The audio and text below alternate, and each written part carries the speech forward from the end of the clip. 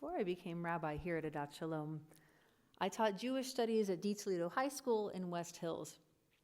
I taught some classes of 11th and 12th graders, but mostly I taught 9th grade.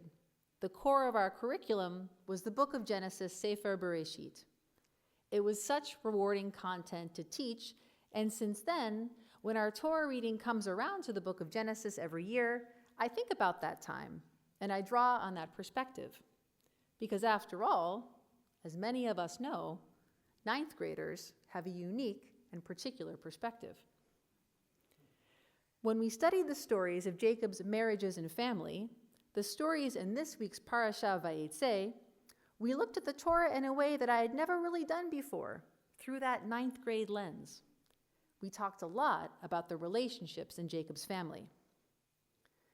We read in chapter 29, verses 10 and 11, when Jacob saw Rachel, the daughter of his uncle Lavan, and the flock of his uncle Lavan, Jacob went up and rolled the stone off the mouth of the well and watered the flock of his uncle Lavan. Then Jacob kissed Rachel and broke into tears. This begs the obvious question. Wait, Jacob and Rachel were cousins? This is Torah through a 9th grader's lens. The answer is yes, Jacob and Rachel were first cousins.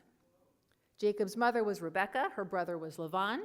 Thus, Jacob and Rachel were first cousins, and Jacob and Leah, of course, were also first cousins. This begs the obvious follow-up question. How is this a thing? How is this allowed? And so I learned for the first time, thanks to my 9th grade students, that marrying one's first cousin is not legal in all 50 of our United States of America, but it is legal in California, and it is legal in Israel. Of course, this was shocking to all my students. Many of them came from big families that were close. They knew their cousins well. They could not imagine such a thing. And over this holiday weekend, I imagine at least some of us saw our cousins, or perhaps our children saw their cousins. And while it was probably enjoyable and lovely to connect in those relationships, it does remind us, in our current time and place, cousin marriage is not really something that is done. But it's not forbidden by the Torah. In fact, it's been considered advantageous in some times and in some places, including the time of Jacob and Lavan in our Torah portion. After all, marriage is a big commitment, not only of love and intimacy, but also financial resources and extended family relationships. And when the families are already connected, there's a concentration of resources and built-in familiarity. Now, of course, we know from our Torah portion, it's not a guarantee that things will work out well, but nevertheless, there have been many cultures and times throughout human history in which cousin marriage was considered an advantage. Now we know in our Torah portion this week, things work out in a particularly complicated way for Jacob, as his uncle Lavan deceives him. He marries Rachel's sister Leah first, after working for 7 years. And then after this marriage, he must wait out the whole bridal week for Leah. Finally, he can marry his beloved Rachel, and then work 7 more years. Interestingly, for my 9th grade students, and for the grown-up learners I've studied with over the years, this part of the story doesn't raise that many questions. Obviously, what Lavan does to Jacob is wrong and unacceptable. Obviously, it's unfair to Jacob, Rachel, and Leah, who spend the rest of their lives trying to make the best of a very awkward situation. But students don't hear this story and ask, wait a second, how is it that Jacob had 2 wives? How is that acceptable? The story illustrates with powerful effectiveness having 2 wives who are also sisters is not a good plan. And it's clear Lavan is in the wrong. Jacob is not at fault for this part of the unfolding of events. Now, once these 2 marriages are a done deal, Laban is gloating over here in the background somewhere, and Jacob, Rachel, and Leah are left trying to figure out what comes next. There emerges a whole different dynamic, sister versus sister competition.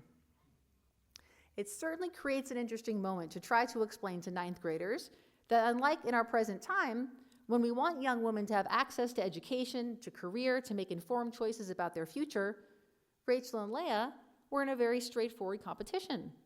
Who could have the most children, and specifically the most sons?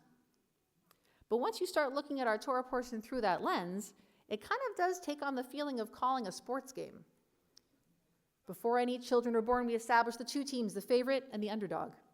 We read in chapter 29, verse 24, Leah has a maidservant Zilpah, and in verse 29 that Rachel has a maidservant Bilhah. Zilpah's births will tally up with Team Leah, Bilhah's with Team Rachel.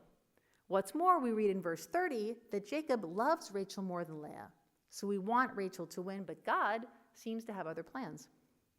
Verse 31. God sees that Leah is unloved and opens her womb, but Rachel is still barren.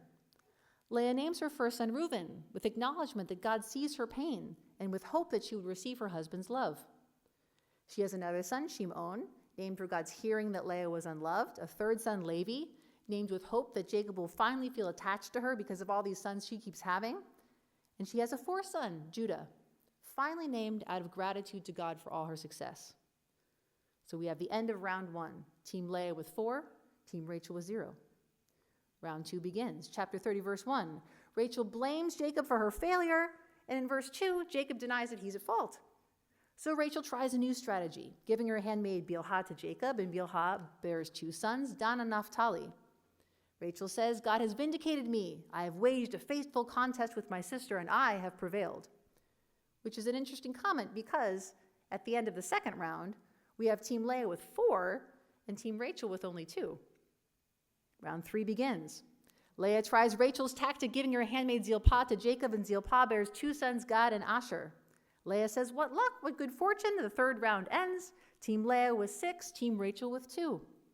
Round 4, a new strategy comes into play. Reuben, Leah's firstborn son, is now old enough to help out with the wheat harvest. He finds Dudaim, mandrakes in the field. Aritz Chaim Chumash explains mandrakes assist with fertility. Reuben, working for Team Leah, brings them to his mother Leah, and then the negotiation begins. Chapter 30, verse 14. Rachel says to Leah, please give me some of your son's mandrakes. Verse 15. Leah says to Rachel, was it not enough for you to take away my husband? You would also take away my mandrakes? Rachel replies, if you give me the mandrakes now, I'll give you Jacob tonight. The deal is sealed. Leah conceives and bears a 5th son, Yissachar, named for God's reward. Then Leah conceives again and bears a 6th son, Zebulun, named Exalted Gift. Finally, Leah gives birth to her youngest, a daughter, Dinah. End of the 4th round. Team Rachel, still 2. Team Leah, 8, plus 1 daughter. Then we go into overtime. God remembers Rachel. God heeds her and opens her womb. She conceives and bears a son and said, finally, God has taken away my disgrace. She named him Joseph, which is to say, may God add another son for me. And that's where we leave it at the end of this week's parashah. Rachel's youngest, Benjamin, isn't yet born. Joseph has not yet risen to prominence among his brothers. Team Rachel, the favorite, ends the match with only 3. Team Leah, the underdog, trounces the competition with 8. I don't know about you, but I don't really feel any sense of satisfaction or completion as this sister versus sister contest wraps up. Unlike the football games we might have watched over the past few days, there isn't really another chance to come to the field next weekend and see who wins. And unlike a sports rivalry, Rachel and Leah are both on the same team. Their names come one after another in our Amidah. Hannah Weisberg, teacher and speaker, looks at these 2 sisters and suggests that each sister is her own metaphor. Rachel is a metaphor for the life of accomplishment, for the life of a tzaddik, a completely righteous person. And Leah is a metaphor for the life of effort, the life of a person who has not always walked the path of righteousness, but has found the way back to a moral and productive way of being. Now, most of us, we resonate with both of these metaphors, with both of these archetypes. We do have moments in our lives when we are at peace, walking the path of righteousness, but most of the time, life consists of trials and challenges. There are even seasons of our lives, shout out to all who resonate with this one, when grappling with only one challenge on a given day feels like a breeze, feels like a victory. Hannah Weisberg looks at the metaphor of Leah's life and teaches us, when we face our struggles, we emerge stronger. When we face our struggles together, we emerge as a greater community. Yes, Leah was the underdog, but she also gave birth to 6 of Jacob's 12 sons. She was the first to marry Jacob, and she lived with him as his wife for the greatest number of years. And she was buried with Jacob and Abraham and Sarah, Isaac and Rebekah in the cave of Machpelah. Neither Rachel's life nor Leah's life was perfect. Both had their struggles, and both had their breakthroughs, their moments of triumph. As we know, this is Shabbat Parashat Vayetze. It's also informally Shabbat Thanksgiving. For many of us, even for most of us, family is on our minds, and this can bring up a lot. But we can take comfort and perhaps even laugh a little as we look at the lives of our ancestors and see how they too faced challenges. From not-so-friendly competition to outright dishonesty, our matriarchs and patriarchs were not a stereotypically perfect family, and that's very, very okay. We learned from Abraham and Sarah, Isaac and Rebekah, and certainly from Jacob, Rachel, and Leah, that we don't have to be perfect to make an impact, to leave a legacy, to have a life filled with rich experience and fascinating stories.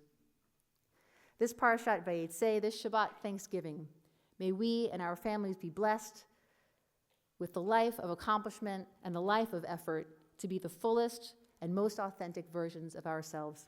Shabbat Shalom.